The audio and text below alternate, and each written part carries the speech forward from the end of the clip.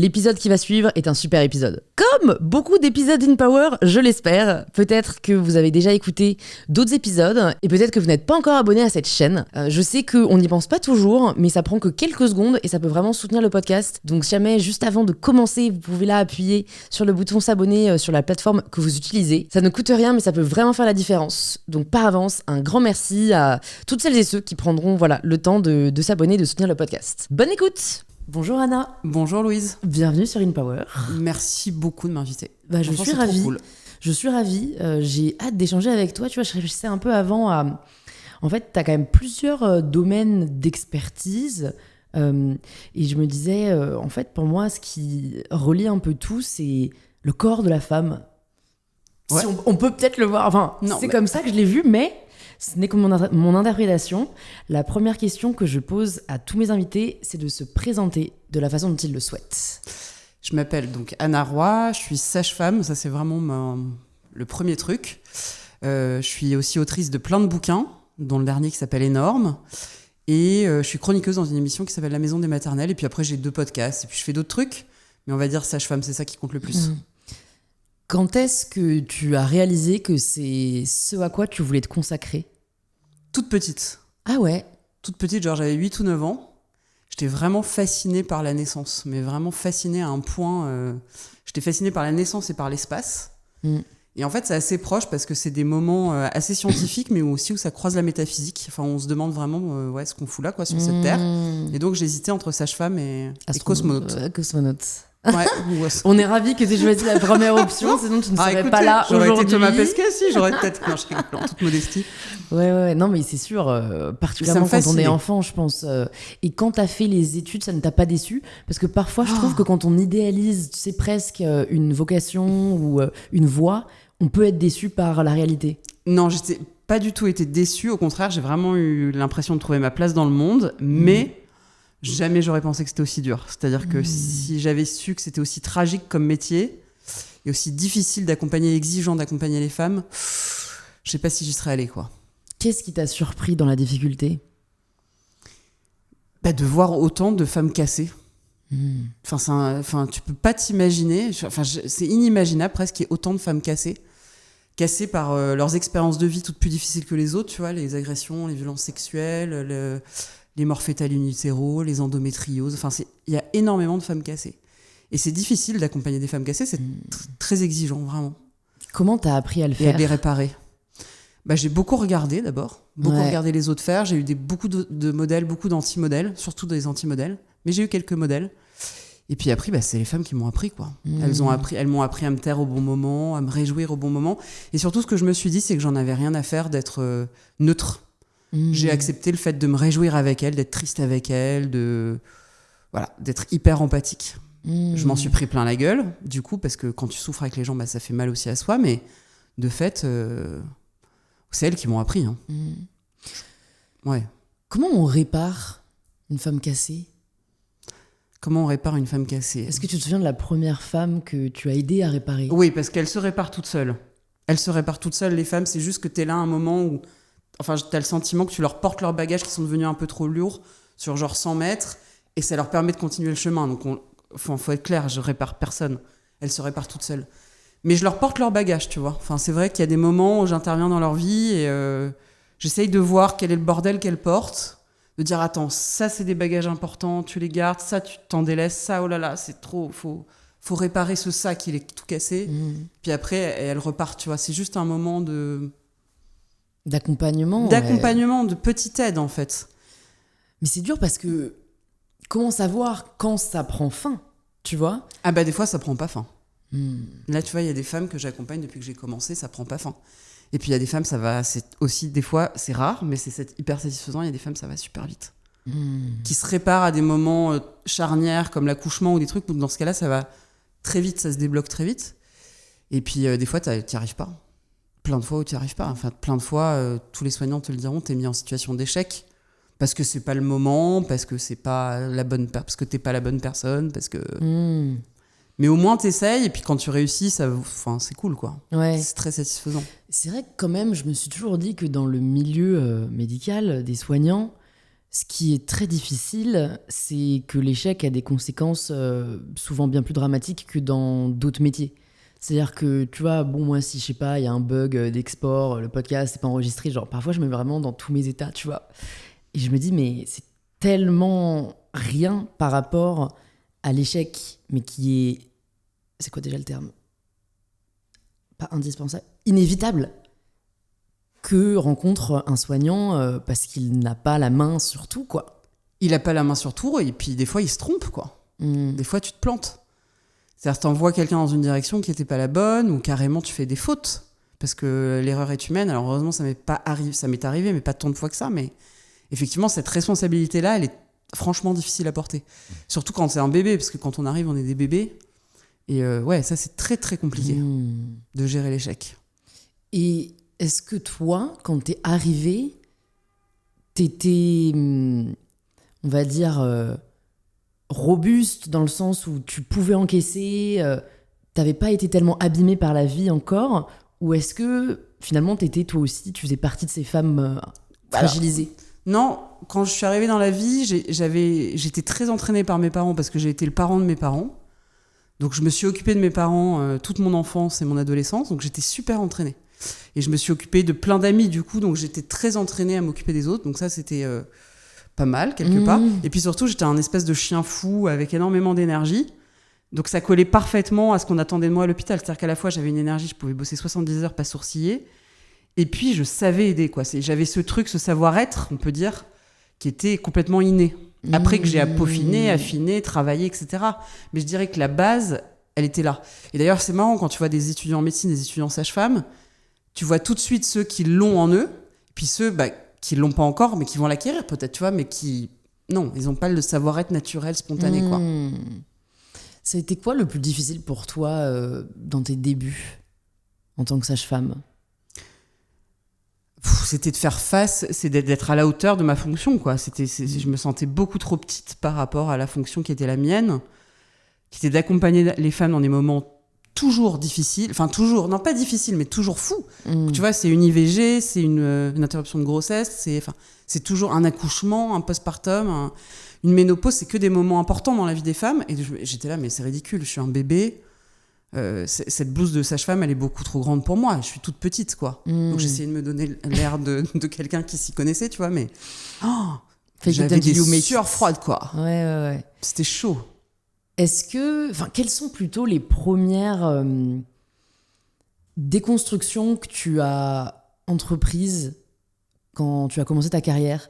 Donc tu vois, quelle était ta conception de tel ou tel événement de la vie, et qu'en fait tu as complètement remis en question. Alors là, pour le coup, c'est un grand choc, parce qu'en fait, toute la société, les médias, toute la société fait corps pour expliquer comment fonctionne la vie des femmes.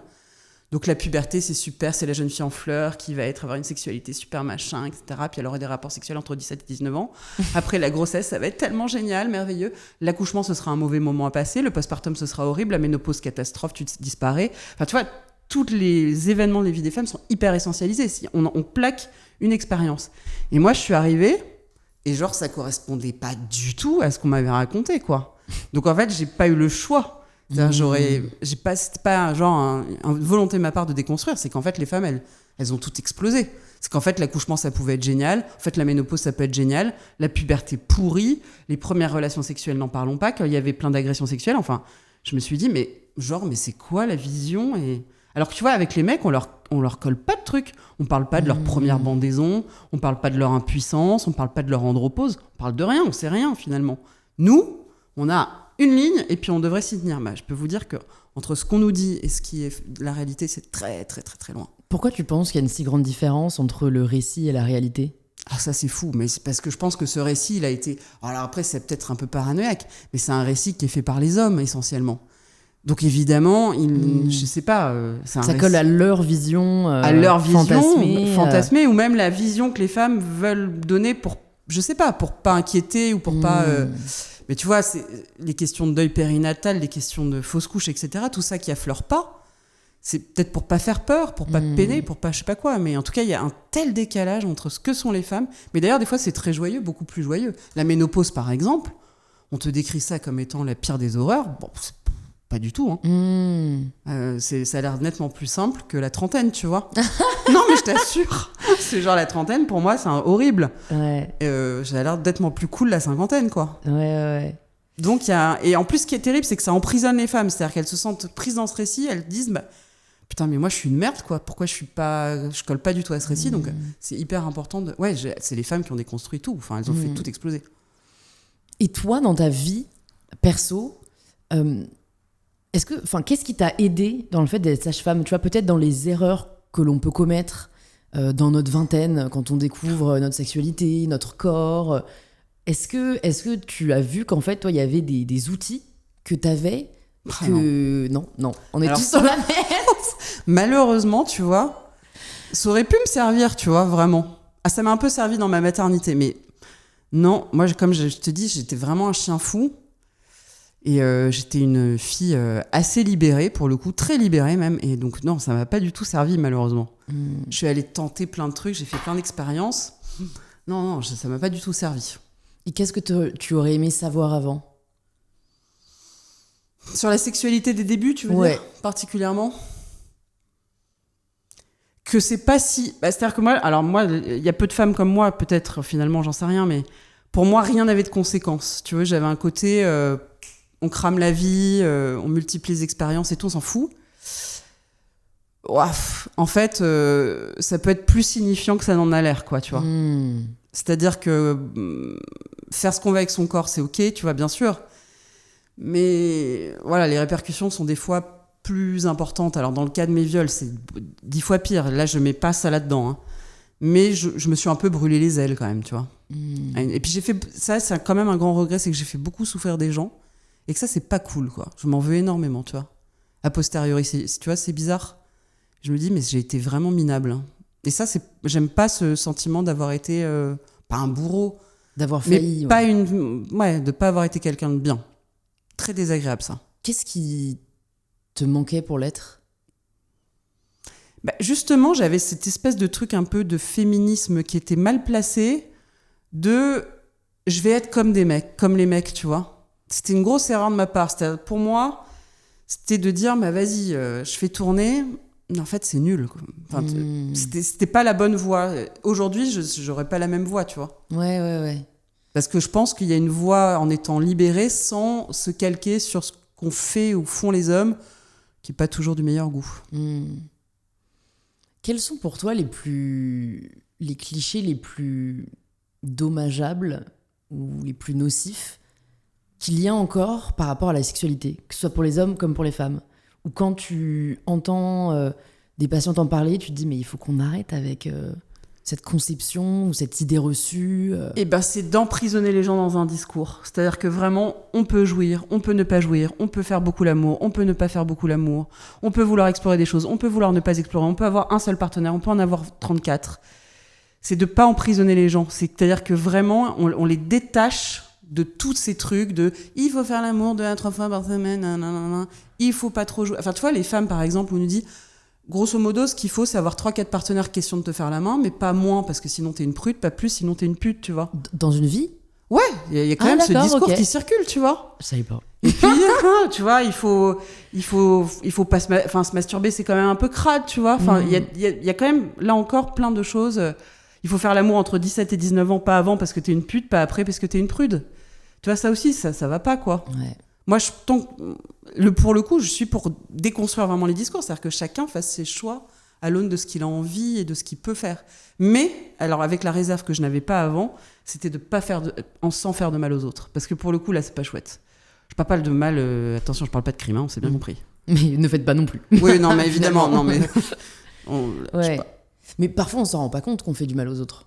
Ou parfois, c'est pas volontaire. Enfin, tu vois, c'est difficile dans les relations. Oui, mais là, c'est intéressant pour le coup de faire une sorte d'examen de conscience quand on est... Parce que de dire que le cul partagé, c'est rien, c'est pas vrai. Ça, tu vois, là, j'ai suffisamment de femmes dans ma vie pour le dire. Dire que le cul, c'est rien, c'est pas vrai. Parce que, de fait, on fait pas du cul avec toutes les personnes qu'on rencontre dans la rue. Donc, c'est quand même un truc en plus, un truc particulier, d'échanger une telle intimité. Ouais, et donc... attention, quoi. C'est quand même un terrain sur lequel il faut soi-même s'interroger sur ce qu'on fait aux autres et sur ce qu'on fait soi-même pour soi-même, quoi. Après, c'est peut-être un peu moraliste, tu trouves ça certainement moraliste, mais Non. mais je trouve ça bien de faire gaffe aux autres dans ces moments-là. Non, mais je pense qu'en effet, c'est hommes et mieux femmes. pour tout le monde. Ouais, voilà. C'est mieux pour tout le monde. En fait, je me dis juste, c'est dur et je me rendais pas compte que, je sais pas s'il y a vraiment un terme en français, mais situationship, tu vois, donc appelons ça plan cul, mais c'est vraiment très moche comme terme. Mais j'avais lu un article, je crois que c'est du New York Times, qui expliquait à quel point ça se développait et à quel point en fait c'était presque devenu plus fréquent que les couples et à quel point finalement c'était nocif sur le long terme parce que c'était finalement il n'y avait pas de densité quoi, que c'était très fébrile. Voilà, je me demandais finalement est-ce qui on est pour définir ce qui est mieux ou pas et qu'est-ce qui fait qu'aujourd'hui ces relations qui sont assez libres et sans engagement se développent autant et est-ce qu'on doit finalement en avoir peur quoi de cette évolution? J'en sais rien. Tu vois, je te le dis honnêtement, j'en sais rien. Mais je dis, en tout cas, ce qui est sûr, c'est que la sexualité, c'est un terrain qui peut être très joyeux, mais qui peut être extrêmement destructeur. Et que souvent, quand même, moi, je vois avec mes patientes, quand elles sont dans ce qu'on appelle des PQR, des PQ, des PQR, tu vois, des trucs réguliers, il y a souvent des relations quand même de domination. Dominé, dominant. Ouais, sous-jacente, tu vois, pas sexuelle, hein. Mais tu vois, où il y en a quand même un qui a le pas sur l'autre et qui, en fait, donne son tempo, donne sa façon de faire. C'est rarement des trucs super cool, super égalitaires, super sympas, super tendres et tout. Rarement, tu vois. En fait, donc c'est là je dis, bah ok, c'est cool si c'est vraiment chouette, mais en fait, en creusant, souvent c'est pas si chouette. Il faut pas avoir une vision idéalisée de la sexualité libérée. Enfin, moi c'est celle que j'avais, j'en suis un peu revenue, tu vois. Ouais, je vois ce que tu veux dire. Après, il y a aussi cette dynamique de, on va dire, quelqu'un qui a l'avantage sur l'autre qui peut exister dans les couples. Bien sûr. Non mais alors, ouais. Oh là, mais bien sûr. Bien sûr. Qu'est-ce qu'on fait à ce moment-là, tu vois, quand t'es marié non, mais... et que ça y est. Ah ouais, non mais là, alors là, avant de se marier, réfléchissez à 2 fois, tu vois. Ouais. Ah, pour toi, si jamais il y a une inégalité, on va dire, faut faire de attention. statut, parce que parfois, il vaut mieux qu'elle soit consciente, quoi. Mais non, mais il n'y a pas forcément de difficulté, effectivement, à ce qu'il y ait de l'inégalité. Mais s'il y a de l'inégalité, je pense qu'il vaut mieux qu'elle soit dite. Et voilà, que ce soit clair. Que ce soit sur le fric, le pouvoir, même la beauté, même le statut social, même mais même plein de choses. Même le degré d'amour. Ah ouais, mais alors tu ça, vois, c'est chaud, souvent ça. je vois ça, c'est chaud, ça. Ouais, mais parfois c'est pas immuable, tu vois. Parfois c'est l'un pendant un certain temps, puis en fait ça bascule sur l'autre. C'est vrai. Et ça, je me dis, ça doit être difficile à gérer, quoi, de gérer avec le sous-amour ou le sur-amour de son partenaire. Ah ouais, non, ça c'est sûr. Ça t'est jamais arrivé ? Moi, en tant que personne, tu veux dire ? Ouais. Ah bah si, plein de fois. Ok. Et comment tu l'as géré ? Bah hyper mal, justement. Parce que je profitais, tu vois, c'est là où je dis que j'ai pas été une chic fille, c'est que j'ai beaucoup profité de ça. Pour en tirer des avantages personnels, tu vois. C'est pas très cool, en vrai. Il vaut mieux dire... Ou alors, il faut être transparent, mais en même temps, être transparent, ça fait mal aux autres. Enfin, bref, oh là Puis là. qu'est-ce que tu vas dire, en fait Voilà, bon, écoute, je t'aime moins que toi, mais non, c'est compliqué. on va faire avec. Non, mais c'est compliqué. Je pense qu'il faut savoir quitter quand, tu vois, il faut... Enfin, j'en sais rien. Non, ça dépend des cas. C'est hyper... Ouais. Je repense à des histoires. Non, ça dépend vraiment des cas. Et quand tu me disais, il faut réfléchir à 2 fois avant de se marier, dans ce cas-là, à quoi t'as réfléchi, toi, avant de te marier ? Moi, j'ai réfléchi vraiment, pour le coup, je suis une psychopathe, je pense. J'ai vraiment réfléchi à beaucoup de choses. J'ai tout envisagé, toutes les possibilités de drame dans l'existence et de savoir si on était OK sur l'orientation de l'existence, tu vois. Genre, demain, je suis enceinte d'un enfant porteur de handicap, qu'est-ce qu'on fait ? Je suis infertile, qu'est-ce qu'on fait ? T'es infertile, qu'est-ce qu'on fait ? Et après, tu t'es assuré que lui avait la même vision que toi. Ah sur oui, tout ça. on a pris tous les grands sujets de l'existence, nos parents, qu'est-ce qu'on en fait non, vraiment, pour le coup, moi j'avais un peu la trouille de l'engagement, et donc j'avais vraiment besoin de savoir si je me plantais pas. Parce que pour le coup, mais ça dépend des gens, pour le coup, le mariage pour moi c'était pas, tu vois, rien. Donc, bon, peut-être je me suis plantée finalement, tu vois, c'est l'avenir qui nous le dira, mais... Qu'est-ce que ça a changé dans ta relation à toi de te marier ? Pour le coup, j'ai adoré me marier. Ok. J'ai trouvé ça, c'est hyper bizarre, les gens ne comprennent vraiment pas quand je dis ça. Je l'ai jamais dit d'ailleurs publiquement, mais je trouve ça extrêmement libérateur. C'est la chose la plus libératrice qui m'est arrivée dans ma vie. C'est-à-dire, tout d'un coup, t'es arrivé quelque part dans un pan de ta vie. Et puis, cette idée que, ok, même si on a des difficultés, on va essayer de se battre. Mais tu me diras, il n'y a pas besoin forcément du mariage. Hein. Mais pour moi, c'est important. Mais j'ai trouvé ça extrêmement libérateur. Vraiment, c'est la chose, je te dis, qui m'a le plus libérée dans ma vie. Et qu'est-ce que ça change? Je suis curieuse, tu vois, si un jour je suis amenée à me marier, comment ta relation a changé entre le moment où vous étiez uniquement en couple et donc finalement un engagement qui était officieux, au mariage qui est un engagement officiel? Est-ce que ça a changé, tu vois, votre relation amoureuse, votre relation sexuelle, votre relation aux autres? Pour moi, ça a tout changé parce qu'on a pris l'engagement de se battre coûte que coûte pour notre couple, jusqu'à ce que la mort nous sépare. Donc quand même, si ça change. Enfin, et puis on s'est écrit du coup des lettres croisées pour notre mariage. Et tu vois quels étaient nos souhaits pour ce mariage. Et tu vois, lui, il a mis je veux vraiment que ce soit toi qui me ferme les yeux. Enfin, tout d'un coup, tu t'inscris dans un truc d'éternité, quoi. Ouais. Et du coup, c'est très libérateur. C'est même libérateur sur le cul parce que du coup, t'es plus là à dire oh, est-ce que je peux, comment il faut que je fasse ci ou comme ça, ou et t'es plus bon, c'est pas du tout pour tout le monde pareil, hein, mais moi j'étais beaucoup plus moi-même, beaucoup plus en vérité, quoi. Moi je trouve que le mariage c'est assez chouette. Mais le problème c'est qu'il faut pas trop se planter de personne, quoi. Ouais. En fait, et puis là, ça se trouve, je me suis plantée, je ne sais pas encore, tu vois. Enfin, je sais pas. C'est ce que je vais pas faire la maligne, quoi. Non, mais moi, c'est le terme de se planter que je remets en question. Est-ce que si on reste 15 ans avec quelqu'un et qu'on se sépare, c'est se planter? Voilà. Tu vois, j'en sais rien. Je trouve ça très beau, hein, de rester toute sa vie avec quelqu'un, mais parfois je me dis, je vois pas en quoi c'est plus noble que de faire 3 fois 10 ans avec quelqu'un d'autre, si en fait à chaque fois c'est quelqu'un qui, à ce moment-là de notre vie, nous correspond mieux.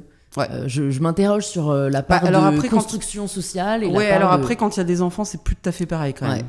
Ouais. Parce que tu sais que tu fais souffrir pas seulement toi, tu vois. Ouais, et d'un autre côté, pour avoir eu des parents qui ont divorcé tard, j'aurais préféré qu'ils divorcent avant. Hein. Ouais. Parfois, je trouve que... Oui, non, mais c'est très compliqué. Ouais. Et toi, la question des enfants, parce que c'est vrai que c'est, j'imagine, la grossesse, avec tout ce que tu avais vu, comment on fait pour ne pas projeter nos attentes ou nos peurs par rapport aux centaines, milliers de femmes que tu avais accompagnées? Moi, j'avais hyper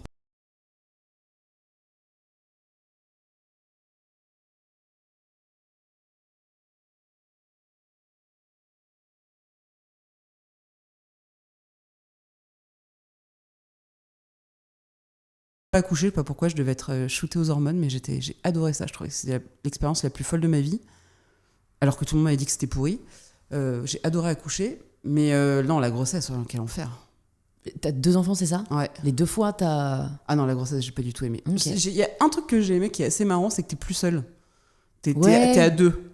Et genre, je trouvais ça super. J'étais là pour les accouchements, je faisais des trucs et j'étais là avec quelqu'un. Ouais. Tout le temps, c'était sympa. Je dormais à 2, je mangeais à 2, je faisais tout à 2. Ça, c'était être 2 dans son même corps, c'est vraiment un truc marrant. Mais le reste, je m'en passe très bien, tu vois. Qu'est-ce que t'aurais aimé savoir plus tôt lors de ta première grossesse? Qu'est-ce que j'aurais aimé savoir? Que ça pouvait être pourri. C'est-à-dire, pour le coup, pourtant j'avais vu plein de patientes enceintes qui allaient pas bien et tout, mais je restais dans ce discours ambiant d'idéalisation, du beau ventre rond, du non. Et moi, j'ai pas du tout eu ce truc. Et je me suis dit, merde et tout, j'ai pas du tout de lien avec mon enfant, je suis une mauvaise mère, qu'est-ce que c'est? En fait, c'est juste que c'était trop abstrait pour moi, quoi. Et puis, j'aimais pas ce corps entravé, j'aimais pas ça. Alors qu'après, oui, ça s'est très bien passé, tu vois. Mais que, ouais, vraiment, c'est pour ça qu'il faut sortir l'essentialisation des expériences féminines, parce que, en fait, ça rend trop malheureux les femmes, quoi. Dès que tu rentres pas dans la norme, tu te sens incapable. Mais j'ai eu ça tout le temps dans ma vie, tu vois. Mon premier rapport, j'avais 14 ans et demi, tu te dis, voilà, là, ça commençait mal, tu vois, parce que j'étais pas dans la norme. Et donc, dès que tu sors de la norme, tu te dis, je suis une merde, enfin, c'est quoi mon problème dans la vie, quoi. Et donc, pareil, même presque pour l'accouchement, je me suis dit, mais moi, j'ai adoré, pourquoi j'ai adoré, c'est bizarre, enfin, tu vois. Comme s'il y avait un jugement de valeur à apporter parce que ton expérience est différente de celle que tu as entendue. Ouais. Et par exemple, sur les fausses couches, sur l'interruption spontanée de grossesse, comme on dit, c'est pareil, tu vois. Je l'ai mal vécu, mais pas tant sur l'aspect psychologique, je l'ai vécu mal sur l'aspect physique et je m'y attendais pas, tu vois. Je pensais que ce serait psychologiquement éprouvant, alors que non, mais que ce serait physiquement facile. Et en fait, non, c'était tout l'inverse, tu vois. Donc c'est pour ça que je pense que c'est important que les femmes aient qu'on leur colle pas trop de trucs dans la tête, tu vois. Et puis la connaissance aussi, tu vois, parce que moi, une fausse couche, je sais pas du tout, tu vois, comment ça se passe. Ah, mais absolument, la connaissance. Alors ça, honnêtement, parfois, je me dis, c'est pourquoi on choisit de nous apprendre certaines choses ah bah, bien sûr. En cours et pas d'autres. Ou alors faut vraiment compter sur des personnes autour de nous pour nous le dire, quoi. Ouais, ça c'est pour ça que j'y consacre ma vie, à faire de la vulgarisation sur la santé de la femme d'ailleurs, mais oui, on ne sait rien. Pas grand chose. Comment ton rapport au corps a évolué au fil des années ? Si je prends Anna à 14 ans et demi, à 25 ans, à 40 ans. Ah ben l'enfer, moi j'ai traversé l'enfer, vraiment je peux le dire, j'ai pris 60 kilos, moi j'ai traversé 14 ans et demi, super chouette, j'ai un mec que j'aime à la folie à cette époque, c'était super, j'avais un corps hyper sportif, je sais pas, j'adorais mon corps, parce qu'il était capable de tout quoi, 25 pareil, et après l'enfer quoi, là c'est la plongée. À partir de quand ? Il y a 10 ans quoi, je devais avoir 28-29 ans tu vois. Là, c'est le cauchemar, quoi. Vraiment, c'était la traversée du désert. Mais ça veut dire que t'as passé 10 ans... Comment dire ? T'aimerais refaire ces 10 ans si t'avais le choix ? Ouais, ça, c'est une bonne question. Est-ce que j'aimerais que... Non, parce que j'en ai tiré des choses. Mais... puis, je suis pas tellement du genre à dire ça, mais... Oui, en tout cas, si c'était à refaire, je referais pas comme ça, quand même, non. Tu vois, je me ferais soigner. Je pense que j'ai fait une dépression qui s'est pas vue, mais je me ferais soigner pour une dépression. Non, je réagirais pas du tout comme ça. Je m'occuperais de mes histoires de viol tout de suite. Non, je ferais pas du tout ce que j'ai fait. Donc oui, quelque part, quand même, je regrette ces 10 ans. Si t'as fait une dépression qui n'a pas été diagnostiquée ou que même toi, t'as eu du mal à voir pour ce qu'elle était, comment on peut changer ça ? Comment on peut le savoir ? Comment les personnes qui nous écoutent, qui sont peut-être dans cette situation, peuvent se dire non, en fait là je suis en dépression ou j'ai des symptômes dépressifs, il faut que je me fasse aider. Moi je trouve c'est un test qui vaut ce qu'il vaut, mais ça s'appelle le test HAD, on trouve ça sur internet, c'est trop facile, sur le site Amélie, et en fait c'est un test de dépistage, vous le passez, et en fait si vous avez des scores supérieurs aux normes, il faut aller voir un professionnel de la santé, c'est aussi bête que ça. Moi j'aurais aimé juste faire ça, tu vois, et j'aurais aimé savoir que par exemple les femmes, la dépression ça peut se manifester par une hyperactivité. Tu vois, et ça, pour moi, dans l'imaginaire même de soignante, j'avais eu des cours sur la dépression. Pour moi, la dépression, c'était de rester couché. Ouais. Tu vois ? Et l'hyperactivité, c'est un des symptômes de la dépression, en particulier chez les femmes. Et ça, je le savais pas. Et c'était clairement mon cas. Et il y avait un autre symptôme, c'était le fait de dormir beaucoup. Et moi, c'était plutôt valorisé. Tu vois, je dormais 8-9 heures, je dormais hyper bien, comme une souche. Et en fait, non, c'est parce que je dormais plus que d'habitude. Et en fait, c'est parce que j'allais pas bien. Et ça, j'aurais aimé le savoir. Non, c'est la dépression au féminin, elle est beaucoup plus presque sournoise que la dépression des mecs. Enfin, c'est pas ça, c'est que les symptômes connus correspondent plus aux dépressions des hommes. D'accord. Voilà, c'est tout. Oui. Et donc, par exemple, en fait, si on se met à prendre, 20 kilos ou qu'on se met à en perdre 20, en fait, ça peut juste être le symptôme d'une dépression. Sans rentrer dans des histoires de je sais pas quoi. Donc, t'as vécu 10 ans non seulement à affronter ce changement de corps, mais aussi à te battre avec ta santé mentale. Oui, clairement. Mais tout en sachant que c'était complètement niais, qu'on me disait « Mais Anna, t'es super successful, t'arrives à tout faire, enfin, qu'est-ce que tu racontes, tu vas très bien, tu vois bien, t'es hyper agitée et tout. » Toi, donc c'était hyper compliqué parce que moi, je me sentais malheureuse comme Jaja et tout le monde me renvoyait l'image de quelqu'un qui allait super bien, qui était waouh, l'enfer quoi. Enfin l'enfer, non pas l'enfer, mais si. C'est très dur d'accepter et puis en plus, son incapacité. Oui, et puis en plus, les gens veulent pas reconnaître que tu vas pas bien, tu vois. Ouais, parce que la vitrine va bien, quoi. Bah ouais, et même le public, tu vois. Reine Anna, Queen Anna, je sais pas quoi, et tout. Moi, j'étais là, mais non, pas du tout, non. C'est compliqué, ça. Comment t'as tenu 10 ans Enfin, tu vois, vraiment, moi, je me dis 10 ans dans la souffrance, je suis pas sûre que j'aurais tenu, quoi. Je sais pas, parce que tu vois, je me suis mariée, paf, après j'ai eu un premier enfant, après une fausse couche, après encore un enfant, après encore des fausses couches. Enfin, je sais pas comment te dire, mais la vie passe. Ouais. Et tu continues, tu tiens, tu sais même pas pourquoi. Et puis t'as le boulot qui te prend, enfin toi tu sais ce que c'est aussi, le boulot est en excès. Je sais pas, t'avances, mais sans mesurer qu'en fait ça va pas du tout, quoi. Et t'as pas fait de thérapie pendant ces 10 ans ? Non, autant j'en avais fait avant. Ouais. Autant bizarrement, pendant ce moment-ci, à la fin, oui. Mais pas dans le creux de la... Pas dans le creux de la vague. Ouais. C'est bizarre, mais j'avais tellement mal que l'idée même... Ouais, de parler de tes problèmes, ça en rajoutait une couche. Ouais. Surtout ça, si vous nous écoutez, faut pas faire ça. Hein. C'est vraiment pas malin. Ouais. Faut surtout trouver plutôt faut trouver faut trouver une personne qui est en mesure de t'aider, parce que pour moi, faire parler, ça sert à rien. C'est comme parfois faire revivre des traumas. En fait, c'est pas forcément la meilleure solution. Ça, c'est sûr. Faut trouver la personne qui est en mesure de comprendre ta souffrance et la meilleure solution ou la meilleure réponse. Voilà. Et parfois, faut toquer à plein de portes. Ouais. Et ça, c'est dur. Hein. C'est hyper dur, surtout quand on n'a plus d'énergie. Enfin, qu'on est... Ouais. T'as toqué à des portes ? Ah ouais, plein. À quelle porte ? Des médecins de toutes sortes. Ouais. Non, pour le coup, moi, j'ai toqué à des portes. Mais j'étais soignante, donc ça, c'était un handicap. Et puis, j'avais cette putain de réussite à la con, quoi. Qui faisait que les gens me croyaient pas quand je disais que j'allais pas bien. Mais pourquoi c'est bizarre. Alors, mais je pense que ce regard-là, il va changer, tu vois. Parce qu'il y a de plus en plus de gens qui... tu vois, je sais pas qui tu vois, qui est Jean-Victor Blanc, mais qui parle de la santé mentale dans des artistes, par exemple. Et je pense que c'est de plus en plus démocratique le fait que, non, en fait, c'est pas parce que c'était sur le devant de la scène que t'es une super personne qui va super bien, tu vois. Ouais. Mais ça, je pense que c'était le truc que les gens avaient dans la tête, y compris les soignants, tu vois. Et qu'ils ont réussi à te faire intérioriser. Bien sûr.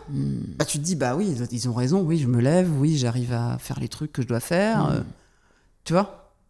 Oui, puis de fait, j'avance comme une mère qui est suffisamment compétente. Enfin, je fais ce qu'il faut pour mes enfants, ils m'adorent, je les adore. Tu vois, donc c'est compliqué de se dire, non, en fait, ça va pas du tout, tu vois. En quoi la thérapie t'a aidé à la fin ? C'est-à-dire qu'elle m'a fait... elle a jeté une lumière crue sur... parce que moi, j'avais décidé que plein de choses dans ma vie étaient vraiment pas graves et importantes.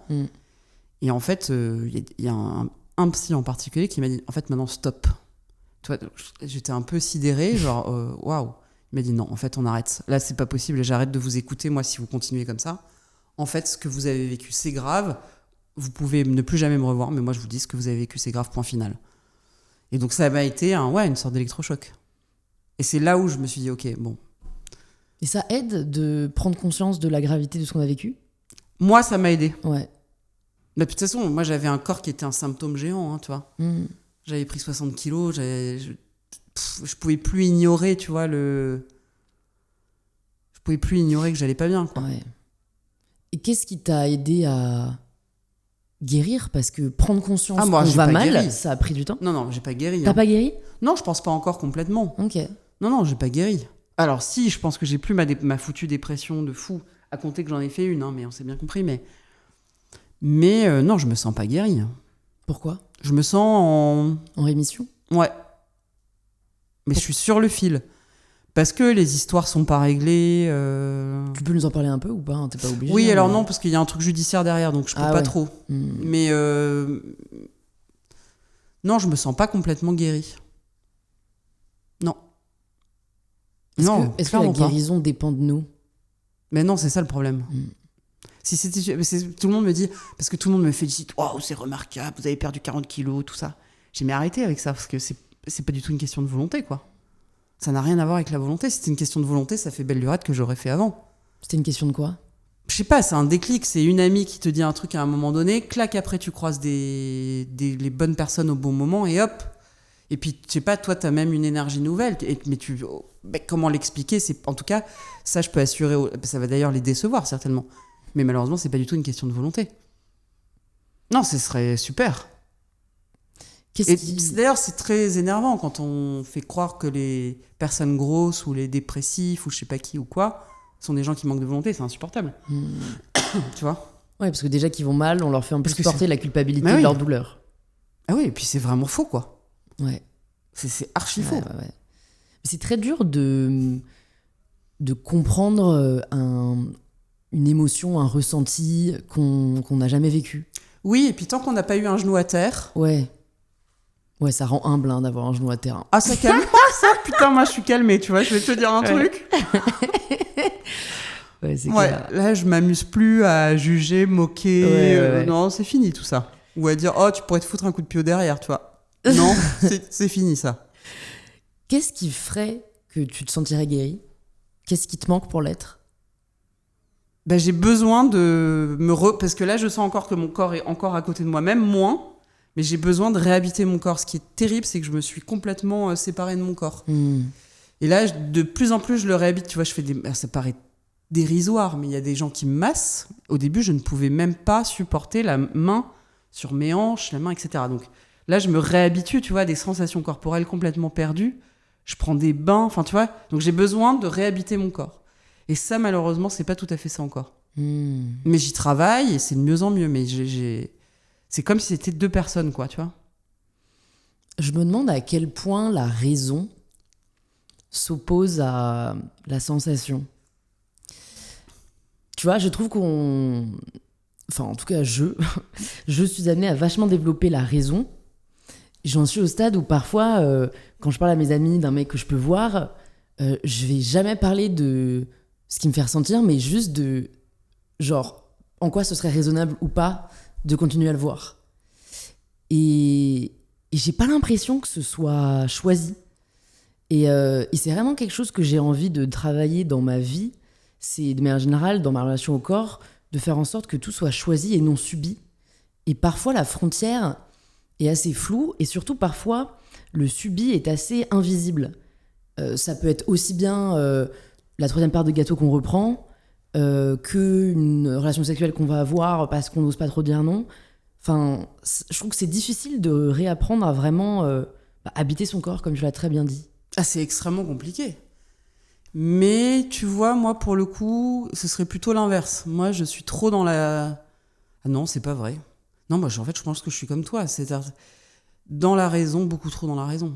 Ça m'a flingué, hein. Oui, c'est ça qui m'a flingué. Bon, et bonne vie. Et bon courage, Louise. Et en fait, parce que la sensation, c'était presque trop dangereux pour moi. Ou trop menaçant, ou trop dans le lâcher-prise. Et c'était pas du tout mon fort, tu vois. Non, ça, enfin... Mais le problème, c'est que là encore... Mais voilà, c'est exactement... Tu vois, les gens sont marrants à te dire lâche prise. Donne-moi le mode d'emploi, finalement. Mais moi, ça a été le coup de massue derrière la nuque. J'ai pas eu le choix, tu vois. Ah ouais. Mais j'aurais préféré... Tu vois, si c'était à refaire, je le referais pas. J'aurais ton âge. Je travaillerais vraiment sur le lâcher-prise, pour le coup. Pas en mode développement personnel à la con. Mais je travaillerais sur la sensation, la corporéité, tout ça. Plutôt que d'attendre le BAM derrière la nuque. Ouais. Je dis pas que tu vas l'avoir. J'en ai eu un différent. Après, est-ce que c'est lié à ça ou pas? J'en sais rien. Il s'avère que j'ai quand même eu un beau genou à terre. Bon. Mais ça m'a pas aidé derrière à... C'est vrai? Ah non. Ça m'aidait en rien. En tout cas, là, moi, je travaille, tu vois, à travailler justement sur la sensation, le ressenti, à me dire que ça vaut quelque chose, tu vois. Ouais, mais en fait, c'est à chaque fois qu'on m'a fait faire des exercices un peu comme ça me fait chier. Moi aussi, ça me fait chier. Tu vois, et vraiment, j'essaie de donner... Mais j'ai envie de faire autre chose. J'ai voilà. envie d'être dans l'action, quoi. Ouais, je vois très bien. Et pourtant, enfin, je sais pas si t'as déjà eu ça aussi, je crois que j'en ai déjà parlé dans ce podcast, mais moi, la question qui me terrifie toujours de la part des thérapeutes ou des soignants, c'est... et là, dis-moi, qu'est-ce que tu ressens? Et où est-ce que tu le ressens? J'en sais rien. C'est clair. Je suis là, genre, alors, je pense à ça. Ouais, je pense à ça, mais tu sais, ils insistent en mode, mais concrètement, dans ton corps, où est-ce que ça se situe? Mais nulle part, Jean-Jacques. Nulle part. Ouais. Donc ouais. Sinon ça, je te comprends très bien pour le coup. Et t'as pas réussi tellement à l'améliorer? Non, j'ai fait beaucoup de progrès. Ok. Grâce au massage, j'y reviens, tu vois, mais c'est obsessionnel, mais... Non, mais donc c'est par la pratique, quoi. C'est ça qui est intéressant. Mais ça passe par le corps. Moi, pour le coup, c'est bizarre parce que le lâcher-prise passe par le corps, par la pratique corporelle, donc par le sport, par les massages, par le toucher, tu vois, pas du tout par la tête. Moi, tout ce qui passe par la tête passe par la tête. Là, je fonce, etc. Mais en fait, pour être dans la sensation, j'ai besoin de passer par le corps. C'est ça que le sport est un bon moyen, quand même. Ouais, vraiment. Ouais. Et aujourd'hui, quel comportement tu n'as plus qui était potentiellement nocif pour ton estime de toi, que tu as pu avoir ces 10 dernières années? Parce que finalement, c'est en effet physique, mais c'est aussi beaucoup psychologique, quoi. Est-ce que il y a des comportements, des choses que tu te disais, des habitudes, des réflexes que tu as identifiés comme étant toxiques, Ah oui. qui t'ont aidé maintenant à Je aller disais mieux? oui à tout. À tout. C'est-à-dire que j'avais une image qui était tellement dégradée, tellement fausse et tellement dégradée, oui, de moi, que je disais oui à tout, et surtout que j'avais le sentiment que toutes les opportunités qui s'offraient à moi, c'était de la chance. Qu'est-ce que j'ai de la chance. Voilà. Donc ça, oui, ça c'était terrible. Et ça je travaille en ce moment là aussi pour changer ça. Ouais. Pour savoir dire non, et puis pour arrêter de penser que c'est de la chance, et arrêter de penser que c'est moi qui fais une faveur aux autres. Enfin, non, c'est pas moi, je suis en train de m'embrouiller les pinceaux là, mais enfin, tu vois que c'est... Ouais. Que ça augmente ta valeur Ouais, de répondre positivement à la demande reçue. voilà. Ouais. Quelle est ta boussole pour dire oui ou non? Sur quoi tu te bases pour effectuer maintenant tes choix? Eh ben, il y a vraiment une question de limite physique, et c'est-à-dire que par exemple, tu vois, les gens avec qui je travaille vont être ravis de l'apprendre, mais tu vois, je ne sacrifierai plus jamais une séance de sport. C'est-à-dire, tu vois, j'ai des séances de sport dans l'agenda qui sont prévues sur 8 semaines, et tu peux être le président de la République, je ne bougerai pas une séance de sport. Ça, c'est un deal que j'ai fait avec moi-même, tu vois. Ouais. Jamais de la vie. Mais jamais de la vie. Pareil pour les massages. En fait, je bloque des séances sport-massage. Et ce rendez-vous-là avec moi-même, je le loupe pour rien au monde. Donc ça me sert de boussole. Et puis il y a la question morale, la question de est-ce que j'ai envie, puis est-ce que c'est des gens qui sont OK, quoi. Est-ce que c'est des gens qui peuvent me faire du mal? Ce que j'ai appris de moi-même, c'est que j'étais extrêmement poreuse, extrêmement, en fait, malgré mes apparences de superwoman, extrêmement fragile, et que surtout, je suis très poreuse. C'est-à-dire qu'il y a les gens peuvent facilement me faire du mal. Donc les gens qui peuvent me faire du mal, il faut vraiment que je les évite, tu vois. Donc il faut que je leur dise non. Et c'est pas parce que je les aime pas, c'est juste parce que voilà, je suis trop fragile, oui. Quand est-ce que tu t'es rendu compte à la fois, je que suis t'étais forte poreuse? en même temps. Bah, assez récemment. D'accord. Non, je voyais bien que tout me faisait du mal, mais Mais tu vois, il y a une différence en effet entre être trop empathique et être potentiellement manipulable ou facilement. ça va un peu avec. Hein. Ok. Oui, c'est vrai. Ouais, moi, je me suis fait rouler dans la farine comme un. Ah ouais? Oh, dans le travail. Oh, un truc de fou. Hein. Comment on peut te rouler dans la farine? Enfin, tu sais, pour moi, moi, t'as un c'est métier hyper où simple. on peut pas. Ah bah, c'est très facile. Hein. Ah d'accord. Alors, dans le cadre de mon exercice, non, de sage-femme stricto sensu, mais dans toutes les activités annexes, oh là là là là. Surtout, moi, je suis un bisounours qui arrive au milieu des hyènes. Oui, non, mais je me suis fait manger toute crue, tu vois. Et ça, il m'a fallu 6 ans pour comprendre que le monde du business, c'est pas le monde des bisounours, quoi, tu vois. Enfin, pas que du business, d'ailleurs, mais même le monde médiatique, le monde tout ça, c'est pas... Sauf la maison des maternelles, pour le coup, c'est le monde des bisounours, mais tout le reste, c'est pas toujours tendre. Donc, ouais. Qu'est-ce qui te fait continuer malgré tout, malgré cette intendresse? Ah, le service rendu aux femmes. Sans hésiter. C'est-à-dire que là, pour le coup, tous les retours, je sais pourquoi je fais ce que je fais, et puis parce qu'aussi, il y a beaucoup de gens super tendres et super chouettes. C'est-à-dire que là, je parle de ce qui va pas, mais il y a des gens merveilleux, et au contraire, avec des sensibilités artistiques comme la mienne, un peu des gens fêlés, un peu des gens abîmés, un peu des gens cabossés. Il y en a beaucoup dans le monde des médias, donc c'est des gens que j'aime bien, aussi. Mais il y a des méchants, bien sûr, mais il y a plein de gens chouettes. Et puis le service rendu aux femmes, surtout. Quand est-ce que tu t'es ouverte sur les viols que tu avais subis? À l'extérieur, tu veux dire? Ouais, au monde. Au monde, ouais. Là. Dans le cadre de ton dernier livre? Ouais. Ok. Ouais, dans Énorme. Je l'avais jamais fait avant. Qu'est-ce qui a motivé cette décision? Parce que je pense qu'il faut... c'est pas... Il faut absolument que ce soit un récit qui soit, je pense, partage avec les autres.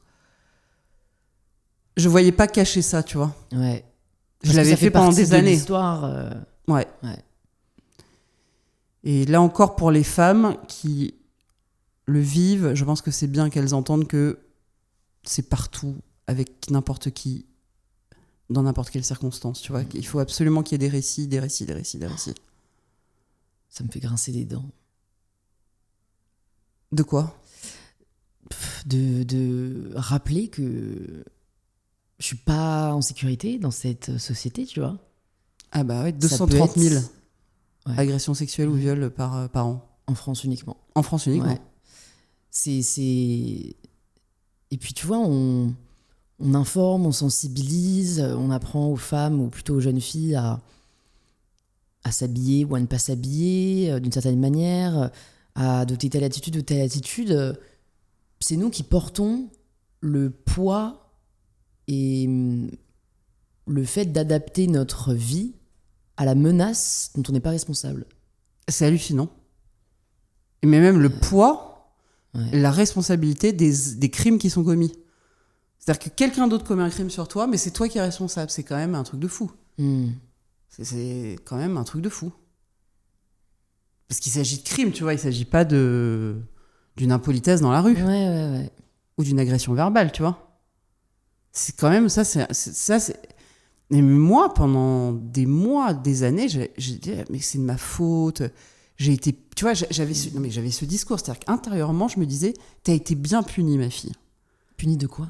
Parce que j'avais une vie, j'avais fait souffrir les mecs et tout, j'avais une vie un peu libérée et tout. Je me dis, bah tu vois, t'as été bien punie. Tu vois, tu te rends compte que t'as trompé ton mec avec qui t'as été longtemps, t'as été bien punie, tu vois. Mais t'imagines ? Ouais. Je me disais, voilà, t'avais qu'à pas faire tout ça, tu vois. C'est fou, quoi. Ouais. Et pourtant, j'étais sage-femme, et pourtant, je veillais toute la journée, et pourtant... Et je me sentais responsable, alors que j'ai été soumise chimiquement, tu vois. C'est pas... C'était encore moi, c'était encore de ma faute, tu vois. Mais c'est ce truc-là, il est quasiment pour toutes les victimes. Hein. J'espère de moins en moins. Comment tu te reconstruis après ce viol ? Bah, c'est bizarre, parce que j'ai à la fois considéré que ça n'existait pas... Bah justement, là encore, tu vas vraiment penser que c'est obsessionnel, mais par le toucher. C'est marrant, c'est comme je me suis complètement séparée de mon corps, je supportais plus qu'on me touche le ventre. Même mon mec, le pauvre, il pouvait plus toucher mon ventre, il pouvait plus toucher tout le haut de mon corps. C'est par le toucher, vraiment. Et puis par, bien sûr, thérapie, et puis par sport, et puis par plein de choses. Mais c'est marrant comme ça passe par le toucher. Mon ventre était devenu une zone de non-droit, quoi. Et c'est Ni ça moi, qui ni t'a aidé à personne. te reconstruire. Mais Qu'on ne c'est- touche pas ton ventre. Non, ce qui m'a aidé à me reconstruire, c'est plutôt qu'on se remette à le toucher, que je me remette à le toucher, à me toucher le corps, tu vois, à m'occuper de mon corps. Mais je m'étais complètement séparée de mon corps, moi, pour le coup. Tout le monde, heureusement, ne réagit pas comme moi. Hein. Ouais. Heureusement. Bah, en fait, c'est dur parce que je me demande dans quelle mesure tu choisis ta réponse. Tu vois ? Tu réponds avec les armes que t'as. Ah oui, c'est clair. T'as pas choisi de Ah non. prendre du poids. Enfin, Ah non, non. tu vois, c'est... Ah non, non, j'ai pas choisi, non, ça c'est clair. J'ai pas choisi.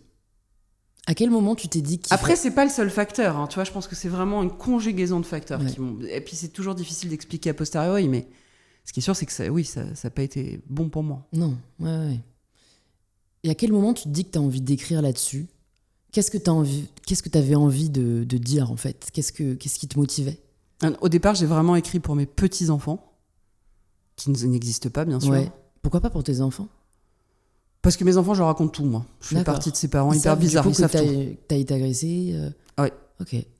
Non, alors, tu vois, on a certainement tort. On s'est beaucoup posé la question. Y a pas de... Pour moi, il n'y a pas de vérité dans Nous, tous on les fait cas, partie de ces parents qui disent tout à leurs enfants. Bon, je sais pas si c'est très malin, tu vois, mais on cache rien, ni les guerres, ni rien. Je vois pas l'intérêt de faire des mistoufles et des secrets, moi. Et tu leur fais croire au Père Noël ou pas ? Ouais. Ah.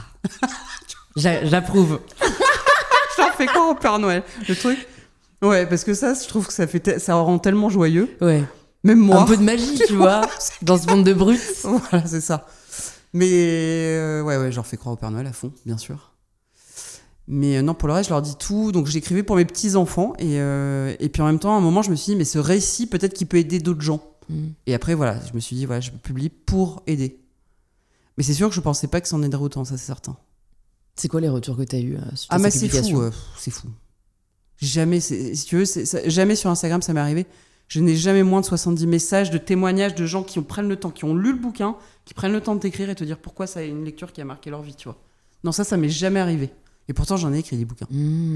Donc ça, c'est fort, c'est très fort. Et il y a des gens, c'est sur les traumas qui s'arrêtent, d'autres, c'est sur la perception du corps, d'autres, c'est sur... Il y a plein de gens qui m'ont dit, mais moi, je détestais les gros, maintenant, je les aime. Enfin, tu vois, qui avaient une vision qui était... Les gens sont vachement grossophobes. Hein. De ouf. Mais un truc de malade. Mais oui. Mais c'est fou. Mais même les gens qui disent non, ils le sont tous à moitié, tu vois. Ouais. Et là, ils disent, bon, ok... Mais c'est marrant que du coup, il l'ait acheté. Ah oui, Parce que quand t'es grossophobe, j'en connais, je les vois pas aller au rayon librairie acheter énorme, tu vois. Ouais. Donc, force à leur ouverture d'esprit. Ouais, non, je pense que là, c'est parce que c'est des femmes, etc., qui étaient touchées par le témoignage d'une femme, mais... Ouais. Oui, effectivement, est-ce qu'il y a beaucoup de bons hommes ultra grossophobes qui sont allés lire les livres ? Ça, je sais pas. Voilà. On espère qu'elles le passeront c'est ça. à leur mari. Mais de fait, même, il y a aussi des femmes grossophobes, et ça, pour le coup, c'est bien. Comment t'as choisi ce que t'as mis et ce que t'as pas mis dans ce livre ? Là, c'est une bonne question. Ce qui était vraiment trop impudique, je l'ai pas mis. Alors, moi, j'ai quand même le sentiment que c'est un livre pudique, mais au fond, j'en sais rien, tu vois. Mais il y a beaucoup de choses que j'ai pas dites. C'est pas que je les cache, c'est que j'ai besoin, évidemment, d'avoir une vie privée. Tu vois. Je pense que toi, c'est pareil. Il y a des choses que tu caches, non ? Enfin, que tu caches, non, justement, que tu ne dis pas. Ouais. C'est marrant, c'est ça toujours a pas mal délicat, évolué, ça. Ouais. Bah, en fait, c'est... Comment tu fais, toi ? Ma boussole, c'est ce que je ressens le besoin de partager. Oui, voilà. En fait, c'est ça. Et ça a pas mal évolué. Je partageais plus avant, mais aussi parce que je vivais avec ma famille, etc. Donc, tu partages plus ton intimité. Mais oui, en effet, notamment, moi, ma santé mentale était terrible pendant près d'1 an. Et j'en ai pas du tout parlé sur les réseaux sociaux parce que quoi ? Enfin, tu vois, qu'est-ce que tu veux dire ? En plus, c'était très compliqué à expliquer. Donc, j'ai écrit sur le sujet une fois que j'allais mieux. Mais j'encourage les gens à partager quand ils vont pas bien, parce que je pense qu'on a toujours la peur de passer pour quelqu'un d'un peu détraqué ou de dysfonctionnel. Et en fait, nos proches qui nous aiment sont vachement plus bienveillants que ce qu'on peut imaginer, quoi. Mais bien sûr. Et ça, moi, je me rendais pas compte. Moi, je l'ai dit vraiment à personne, quoi. Ouais. Bah oui, moi pareil. Ton mari était pas au courant ? Bah non, il voyait bien que j'étais malheureuse, mais Ouais. tu vois, il voyait bien que j'étais emprisonnée dans ce corps, que j'allais pas bien, tu vois, mais il voulait pas me faire de la peine, donc il savait pas du tout comment faire. Non. Non, mais surtout qu'en plus, ils peuvent pas... Enfin, à part apporter du soutien, Ah oui, c'est ça qui est terrible. c'est là où la frontière est difficile, quoi. C'est qu'il y a une forme d'impuissance de l'entourage. Non, mais même, je pense que c'est bien de le raconter, de le dire pour que ça banalise aussi et que tous les gens ils se retrouvent aussi dans nos témoignages. Je trouve que c'est important de le faire. Quand on a une voix, je veux dire. Et du coup, si je ne me méprends pas, t'as arrêté le sucre. Eh ouais, complètement. Parce que moi, c'est ma sœur jumelle qui m'en a parlé. Ah bon ? Elle me dit, écoute, mais parce qu'on avait déjà fait 2-3 trucs ensemble, elle me dit, elle a complètement arrêté le sucre, je crois qu'il faut que je fasse pareil. Et moi, au début, la vérité, hein, moi, je suis un peu genre, non, je suis pas pour la restriction. Non, mais oui, bien sûr. Parce que ça peut induire des troubles alimentaires. Voilà, ça peut, enfin, en tout cas, ça peut te frustrer, etc. Et après, je me suis quand même dit, là, pour le coup, tu as certaines choses ne sont pas une question de volonté, ça, c'est une question de volonté. Et quelle volonté ? Non, pour moi, c'est pas une question de volonté, tu vois, là encore, non, je trouve pas. C'est une question de quoi ? Parce que j'aurais préféré arrêter 10 fois avant. C'est une question qui, à un moment, c'est stop. T'es sûr que c'est fini, quoi. L'esclavage, je supportais plus cet esclavage d'aller prévoir mes quantités à l'avance pour aller chez des potes, d'acheter dans les magasins, de cacher dans mes valises. Je pouvais plus. Tu vois, j'en pouvais plus. L'état de ce corps dégradé et tout, Non, c'était pas une question de volonté. Oui, mais là, de continuer à arrêter le sucre alors que t'as perdu du poids... Alors non, mais là, c'est pas une question de volonté, c'est que j'ai hyper peur, Louise. Ouais. J'ai hyper peur. Je me dis, putain, mais si jamais... Ça se trouve, en plus, j'ai plus de problème avec le sucre. Parce qu'au fond, on sait même pas si l'addiction au sucre existe ou pas. Donc, Ouais. Donc je me dis, en fait, je pourrais bouffer du sucre, mais j'ai tellement peur. C'est comme j'adorais, moi je le dis, hein, moi j'adorerais refumer une clope tous les 15 jours, j'adorerais ça. Mais en serais-je capable ? Je ne crois pas. Donc non, malheureusement, je vais pas commencer à me dire, allez, un fondant, parce qu'un fondant égale 2 fondants égale 3 fondants au chocolat. Moi, mais peut-être qu'en fait, je suis libérée de ça. Tu vois, là, avec l'alcool, par exemple, je n'ai aucun problème. Tu peux boire un verre de temps en temps. J'en ai rien à faire, tu vois. Il y en a, il y en a pas, il y en a pas. Enfin, je suis même pas un peu border comme plein de mes potes. J'en ai rien à faire, rien à secouer. Donc je sais que vis-à-vis de cette substance, pareil, les drogues dures, ça. Mais non, ça me fait péter les plombs, le sucre. Non, mais c'est là où tu as raison, c'est qu'en fait, je pense qu'il faut juste identifier le degré d'addiction, en fait. Et oui. C'est ça, si les coûts sont supérieurs aux bénéfices, à ce moment-là, en effet, il faut savoir prendre des décisions radicales. Ah, mais absolument. Mais en effet, pour après, d'autres personnes qui juste ont tendance à avoir un peu trop le bec sucré, je pense que c'est pas la solution. Ah tu non, vois, mais de là, se pour dire, le coup, même, je pense... Ah non, mais je pense même que là, attention, danger, parce que ça peut introduire des troubles du comportement alimentaire. Parce que si tu manges, genre, je dis n'importe quoi, un Paris-Brest le mercredi soir, un fondant au chocolat le samedi soir, et que ça n'a pas de conséquences sur ta santé, quel est l'intérêt d'arrêter ? Ouais. C'est juste une mode ou je sais pas quoi, te frustrer risque d'induire effectivement des troubles du comportement alimentaire. Non. Et là, toi, t'as pas peur que ça induise des troubles du comportement alimentaire ? Ah bah moi, non. De quoi ? De pas en prendre, ouais. Parce que pour avoir eu une phase où j'étais vachement dans la restriction, en fait, c'est quand même, tu sais, c'est un peu la désirabilité de l'interdit, quoi. C'est en fait voir les gens comme ça, prendre une part de galette des rois, tout le monde au bureau, et toi, t'es là, non, pas moi. Non, pas moi. Non, ça m'a fait tellement de mal, Louise, que... Ouais, c'est ça, calcul coût-avantage. J'étais tellement mal avec ça que... Mais peut-être qu'un jour, ça va revenir, ce truc-là, j'en sais rien. Mais là, j'ai tellement souffert avec ça que je sais pas, je peux pas, quoi. T'as réussi à avoir quand même une vie sexuelle avec cette... Bizarrement, oui. Ah avec ouais. avec le... Tu veux dire avec la difficulté que t'avais avec ton propre corps, quoi. Bizarrement, oui. Ok. Hyper chelou, ça. Mais hyper chelou. Bah peut-être parce que c'est naturel aussi. Ouais, et puis j'ai toujours eu une forte libido et je sais pas, aucun problème. Bizarrement. Alors, si bien sûr problème parce que je couvrais des parties de mon corps et tout. Donc problème, j'étais pas du tout comme je suis d'habitude, mais Mais le désir était supérieur à... Ouais. Non, puis j'ai eu la chance, et là je dis la chance, les gens sont choqués quand je dis ça, mais j'insiste là-dessus, c'est que c'est pas évident qu'un mec reste ou qu'une femme reste quand l'autre prend 60 kilos ou en perd 40 ou a une maladie grave ou etc. La preuve, c'est que la plupart des gens se cassent. Et donc c'est vrai que j'ai eu la chance d'avoir un mec qui voit rien, dise rien. Ou accepte. Il accepte. Voit, tu vois, mais... Et pour lequel le désir n'a pas été altéré, tu vois. C'est quand même... Ouais. C'est fou, presque.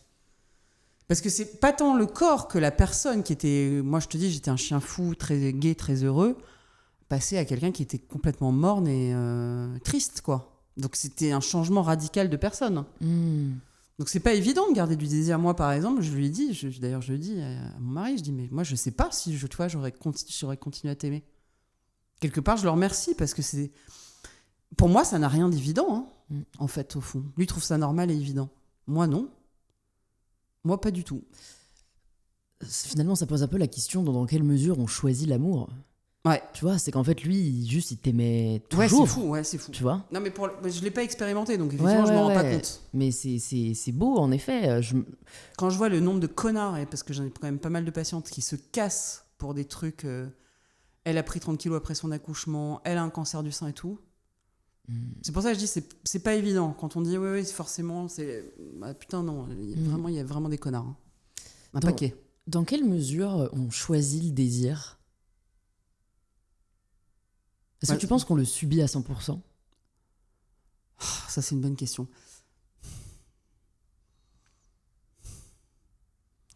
Je dirais que... Bon, là, ça va être vraiment un peu trivial, mais il y a différentes façons dont on fait l'amour. Pour moi, il y a le truc faire l'amour passionnel, où là, c'est un truc qui te prend, qui te happe complètement et tout. Bon, ça, ok, mais on sait que c'est pas tous les jours dans la vie. Et puis après, la zone du milieu, où oui, bien sûr, on choisit le désir. Enfin, on choisit. Non, il faut quand même avoir du désir pour la personne au départ. Mais tu vois, c'est facile de relancer le désir avec quelqu'un pour qui on a déjà eu du désir. Ouais. Voilà ce que je pense. Ouais. Ah, évidemment, si t'as pas de désir au départ, c'est même pas la peine d'essayer. Hein. Parce que tu vois, je pense à toutes ces 6 pour Sisters, donc celles qui me suivent, où j'ai parfois des témoignages, tu vois, de... En fait, elles en peuvent plus parce qu'elles kiffent des bad boys. Et tu vois, c'est un peu genre, mais... Enfin, j'en ai marre, en fait, de kiffer les mauvais mecs.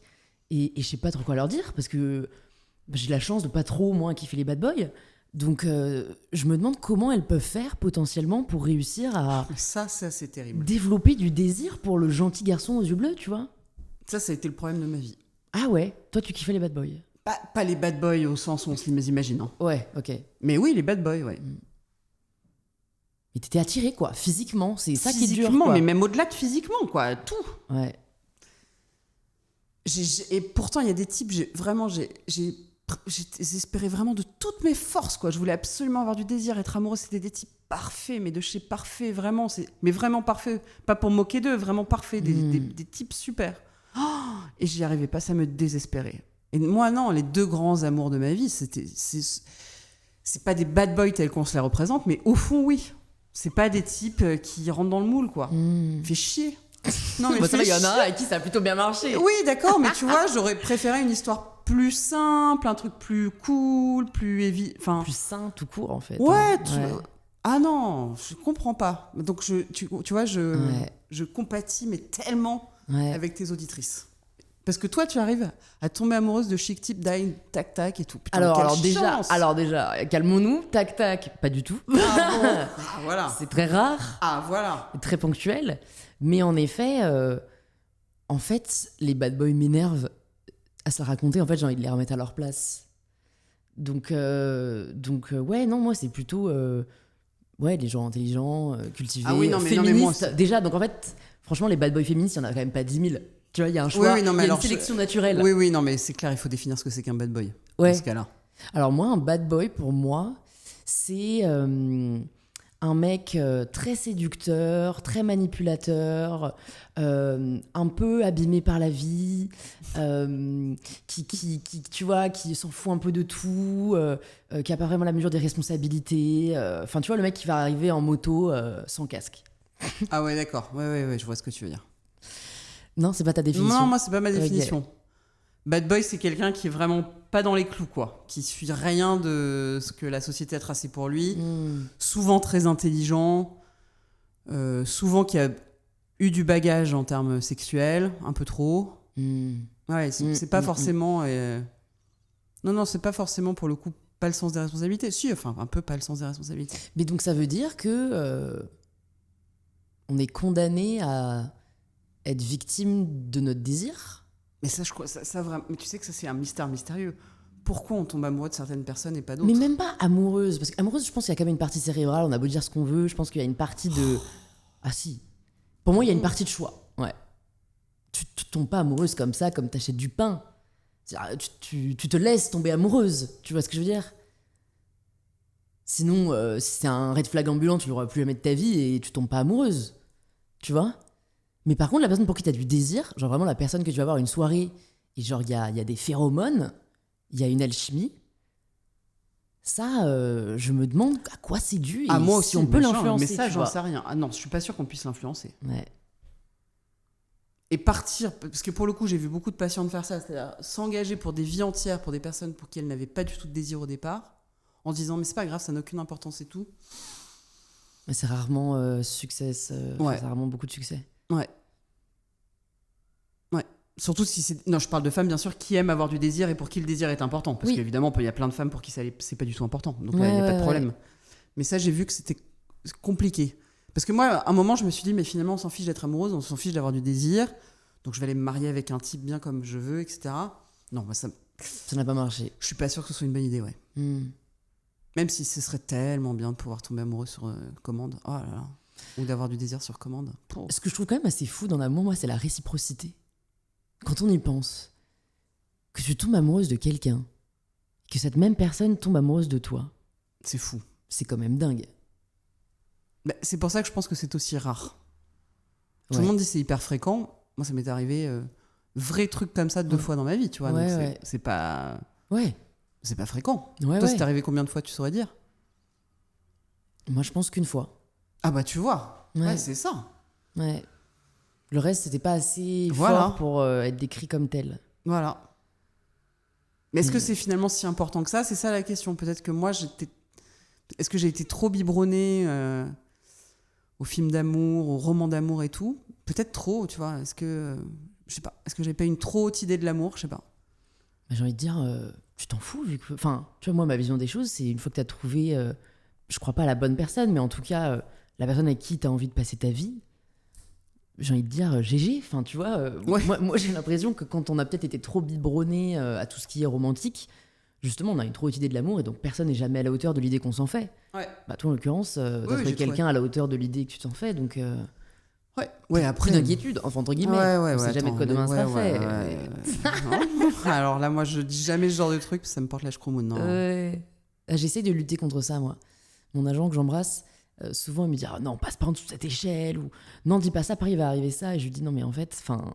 Mais oui, plus tu c'est te dis débile. ça, Ouais. et parfois, moi, du coup, elle déteint sur moi et je me dis genre non, t'ouvres pas ce mail avant que t'aies fait ça. Et si c'est non, et ben c'est parce que tu n'auras pas ouvert ça. Pas du tout. Là, par contre, c'est quand même partir un peu trop loin. Bien sûr. Quelle grande leçon tu as apprise de tes patientes? Tu vois, dont tu n'avais pas conscience avant. Dont j'avais pas conscience avant. En fait, le problème, c'est si la plus grande leçon, parce que si j'ai des leçons, j'en ai plein. J'en ai tiré plein. C'est hyper cuculapraline, mais je m'en fiche. C'est que seul l'amour compte. Enfin, ce que j'ai appris, parce que si tu veux, j'avais une vie professionnelle, je pensais que c'était vachement important, que vraiment seule la famille et l'amour comptent. Tout le reste, c'est du cacadois. Enfin, c'est super, il faut se réaliser, on est très content, mais au fond, dans la vie, ce qui est d'important, c'est sa famille et son amoureuse, son amoureux, quoi. Le reste, et ses enfants, le reste, on s'en fout. Mais je pensais pas que c'était vraiment important, ça, tu vois. Et de voir, parce que évidemment, je les vois à des moments de vie où la vie est très importante, très condensée. Et en fait, il y a que ça qui reste, c'est vrai. Dans la mort, face à la mort, face à la naissance, face aux grands moments de l'existence, il y a que ça qui est important. Et donc c'est ça la conclusion, pardon. C'est de prendre soin de ça, d'être vraiment, de considérer que nos parents sont importants, que nos enfants sont importants, et que notre amoureuse et notre amoureux sont importants. Parce qu'on est dans une société un peu qui nous pousse vers l'individualisme d'abord, et puis dans il faut tout réussir, il faut être... Le travail, c'est hyper important. Non, c'est pas si important. Et c'est une meuf qui pourtant... Ouais. Mais tu penses que si on t'avait dit ça il y a 10 ans... Oh, non, j'aurais dit n'importe quoi. Tais-toi. Ah oui, non, c'est ça qui est dur parfois, je trouve, avec... en fait, les conseils de manière générale, c'est qu'on peut les entendre à un niveau abstrait, mais pas être en mesure de les appliquer concrètement. Ouais. Parce que ça ne... Enfin, tu vois, moi, ce que tu me dis, ça ne... Je trouve ça super beau. Hein. Voilà. Mais ça n'imprime pas. Ouais. Ah mais moi, il y a 10 ans, ça, je t'aurais fait, tais-toi, tu vas te faire foutre. Mais tu vois, si j'étais il y a 10 ans, vraiment, je construirais ma vie en fonction de ça. Ok. Vraiment. Mais alors, tu sais quoi, je crois que j'ai jamais vraiment dit comme ça, mais tant pis, tu t'es livré, je me livre aussi, même si ça peut peut-être paraître un peu cynique. Mais je pense qu'il y a une partie de moi qui se dit pourquoi je ferais reposer mon bonheur sur les autres alors que je peux le construire moi-même. Mais voilà, moi, alors ça, c'était exactement mon leitmotiv. Mais le problème, c'est que j'ai vu à quel point ce que c'était d'être sur le carreau et qu'en fait, j'ai eu besoin des autres. Parce que moi, je n'ai jamais eu besoin de personne. C'est ça qui me caractérisait avant. Je n'ai jamais eu besoin de personne. Ni enfant, ni adolescent, ni jeune adulte. Jamais. Pourquoi t'as eu besoin de personne enfant ? Parce que de toute façon, j'avais des parents complètement... Je les adore, hein, mais totalement incompétents sur le plan parental. Donc, j'étais struggle for life, tu vois. Et donc, j'ai été vite extrêmement débrouillarde. Très, très débrouillarde. Adolescente, n'en parlons pas. Et jeune adulte, n'en parlons pas. Et puis, j'aimais ce côté un peu, c'est pas bien de le reconnaître, mais un peu compétition, gagne. Et je gère tout toute seule dans ma vie, quoi. J'ai pas besoin de vous. J'ai pas besoin de vous. Parce qu'en fait, avouer que t'as besoin des autres, c'est foutre, là encore, un genou à terre. C'est pas agréable. Mais parce qu'on le représente comme ça. Tu vois, par contre, ce qui est paradoxal, c'est que je suis hyper admirative dans certaines autres cultures du côté hyper familial où, tu sais, ils vivent avec leurs oncles, leurs tantes, leurs grands-parents. Tu vois, je me dis, en vrai, c'est trop chou. Mais c'est génial, moi, c'est mon rêve. Ouais. C'est mon rêve. C'est pas ce vers quoi on se dirige, a priori, mais... Non, mais j'adorerais vivre avec mes enfants, tu vois, plus tard. Ah ouais. J'adorerais avoir pas forcément une maison ou un immeuble où chacun est indépendant. J'adorerais Après, ça. tu vois, je pense que j'ai vraiment conscience maintenant de ce biais-là, de penser à la belle vitrine et on ne sait pas ce qui se passe à l'intérieur. Dans le sens où je pense que ça crée d'autres problèmes dont on n'a pas conscience. Bien sûr. Ça doit créer vachement Non, de mais problèmes de hiérarchie, d'omerta. Évidemment, évidemment. Mais de l'extérieur, l'idée est sympa. Bien sûr que ça crée d'autres problèmes. Mais en tout cas, je me débrouille tout toute seule et je fais tout toute seule dans ma vie et je suis la plus forte. Ça marche un temps. Ouais. Après, t'es vite Moi, je me ramené à la réalité, quoi. Ouais, c'est ça. Je me suis, voilà. Si jamais tu pouvais nous recommander un livre, là, le mettre entre toutes les mains des personnes qui nous écoutent, un livre qui t'a transformé, ce serait lequel? Ouais, alors le problème, c'est transformer dans le bon sens. Dans le bon sens ou le mauvais sens. T'as des livres qui te sont transformés dans le mauvais sens? Ah oui, plein. Ah bon? Bah putain, la littérature, j'adore la littérature, mais ça m'a mis plein de conneries dans la tête. Hein. Genre? Les Anna Karénine, les Ah ouais. Ma Bovary, les J'en passais des meilleurs. Oh là là, sur le romantisme, les Belles du Seigneur. Parce qu'en fait, par exemple, Belles du Seigneur, tu vois, c'est un roman, quand tu comprends, tu lis, t'es jeune, tu comprends pas tout, en fait, du mécanisme passionnel. Putain, moi, je voulais vivre la passion et tout. J'ai vécu la... Non, moi, ça m'a mis beaucoup en danger, la littérature. Je regrette pas du tout, et j'ai de très belles expériences, mais ça m'a vraiment mise en danger. Une lecture récente qui m'aurait fait un bien fou, bah, il y en a pas beaucoup. Hein. Ah si, un livre qui est magnifique, merveilleux, que j'ai trouvé superbe. Il s'appelle Gioconda. Je trouve que c'est un auteur grec. Et en fait, c'est un type qui, avant de mourir, n'a pas supporté l'idée qu'il reste rien de son premier amour et qui a écrit un livre sur son premier amour. Oh, j'ai eu des frissons. Ah, mais c'est magnifique. C'est un premier amour fauché. C'est trop beau. Ah non, mais c'est magnifique. Gioconda, vraiment, c'est sublime. Ok. C'est ma claque littéraire et j'en ai pas souvent. Mais là, c'était vraiment une claque littéraire. J'espère que la personne en question aura eu l'occasion de le lire. Eh non. Non, elle était morte. Ouais. Ok. Bah, ce sera nous, finalement. Et c'est ça. Mais en même temps, je trouve ça beau de faire vivre cet amour-là. Et Gioconda et donc son amoureux, je trouve ça magnifique de les continuer à les faire vivre en les lisant. Lui, il est mort aussi depuis. Ok. C'est un amour fauché par la Seconde Guerre mondiale, un premier amour, mais non mais c'est magnifique, vraiment c'est magnifique. Okay. Et même sur le rapport au corps, le rapport à la sexualité, de voir à quel point ça peut être beau la sexualité. Non, c'est vraiment une sexualité qui est douce, respectueuse, magnifique. Enfin, non, c'est magnifique. C'est quand la dernière fois que tu as fait quelque chose pour la première fois? Oh là là, ça me manque. Je peux pas savoir comme ça me manque. C'est pour ça que je pose la question. Comme Ouais. ça, quand tu partiras, tu ah ouais, alors là, une nouveauté. Ah ouais, qu'est-ce que ça me manque? Bah, c'est hyper longtemps. Hein. Les gens, ils disent quoi? Un sport ou... Ah oui, non, mais ça, d'accord. Une scène quand je reçois des artistes ou...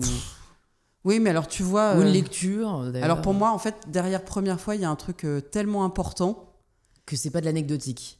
Non, c'est-à-dire je pourrais te dire, ah oui, là, super, je monte sur le Casino de Paris dans quelques jours. Non, mais je m'en fiche. Enfin, tu vois, non, pour moi, une première fois, c'est vraiment... Waouh. Ouais, c'est un nouveau chapitre. Ouais, ou vraiment un truc de sensation fort. Non, j'ai pas eu de première fois. Mais des premières fois chouettes, oui, j'en ai plein. J'ai découvert effectivement des nouveaux sports, j'ai fait des nouvelles scènes, j'ai fait des nouvelles chroniques, j'ai fait plein de choses. Mais pas j'aimerais une première fois, quoi. Ouais, bah tu nous écriras quand ce sera fait. Si tu pouvais entendre quelqu'un à ce micro, qui est-ce que tu aimerais entendre? Bonne question. Mais toi, t'aimerais entendre qui? Tu vois, c'est toujours un peu délicat cette question, non? Parce que bah non, toi, t'as peut-être pas envie d'entendre tout le monde. Attends, moi, j'ai plein d'idées déjà, mais je trouve ça intéressant d'avoir le prisme de mes invités qui ont un prisme différent du mien. Eh ben, j'aimerais bien entendre une sage-femme qui s'appelle Chantal Birman, tu vois, qui a vécu 40 ans, qui est du coup à la retraite, En fait, j'aimerais entendre des femmes âgées. Voilà. J'adore les femmes âgées. Moi aussi. Les personnes âgées de manière générale. Et je trouve qu'on les entend pas du tout assez. Et c'est vrai. Vraiment, ça manque. Elles manquent terriblement. Parce qu'en fait, elles sont pleines d'enseignements à nous donner. On dit toujours, ça va. Et en fait... Bah, y a 2 épisodes que je t'enverrai déjà avec Sophie Fontanelle et Perla Savant-Schreiber. Ah ben, elles sont super. Ouais. Oui, mais tu vois, des femmes un peu moins Tu vois ce que je veux c'est dire? vrai que ce sont un peu les seuls, limite, qui Voilà. ont pris la place. Voilà. Ouais. Des femmes de plus de 50 ans. Qui ont le droit de parler, de s'exprimer dans qui ont l'espace le droit d'avoir les public, cheveux blancs, quoi. Voilà. Ouais. Tu vois? Ouais, c'est vrai. On voit pas de... Tu vois? Ouais. Disons que pour être interviewé ou pour affleurer dans l'espace médiatique, il faut être les 3, entre guillemets, vieilles connues, tu vois. Alors que quand t'es plus jeune, c'est pas le cas. C'est vrai. Tu vois, et donc... Et c'est vrai que souvent, parce qu'en fait, elles sont riches d'enseignements parce qu'elles nous disent comment elles peuvent nous aider à mieux vivre nous, tu vois. Ouais, c'est vrai. Et des fois, je me dis, putain, si elles m'avaient donné des conseils, j'aurais peut-être pas fait autant de conneries. Et maintenant que j'ai compris que en fait, j'avais besoin de conseils, avant, je n'avais pas besoin. Mais là, maintenant que j'en ai envie, j'aimerais bien entendre des femmes âgées sur ce qu'elles auraient fait, pas fait à différents âges de leur vie, tu vois. Et enfin, je vais te poser la dernière question du podcast. Si demain, tu quittais cette terre Ouais. et on ne peut plus retrouver ni tes chroniques, ni ton travail, ni tes livres, tu ne laisses pas de traces de ce que tu as fait, tu laisses derrière toi tes enfants. Ouais. Et je te laisse une feuille avec un crayon et tu peux y écrire les 3 enseignements que tu as envie de leur laisser. 3. Ouais. Qu'est-ce que tu écrirais? Bah, c'est pas de moi, mais c'est un type qui l'a écrit avant moi. Mais aimez-vous les uns les autres. Mais tu sais, ça c'est con, mais vraiment aimez-vous les uns les autres. Ne jugez jamais. Et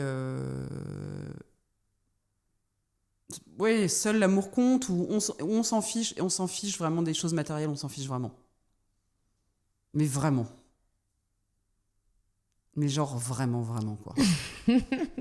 mais ouais, vraiment. Ok.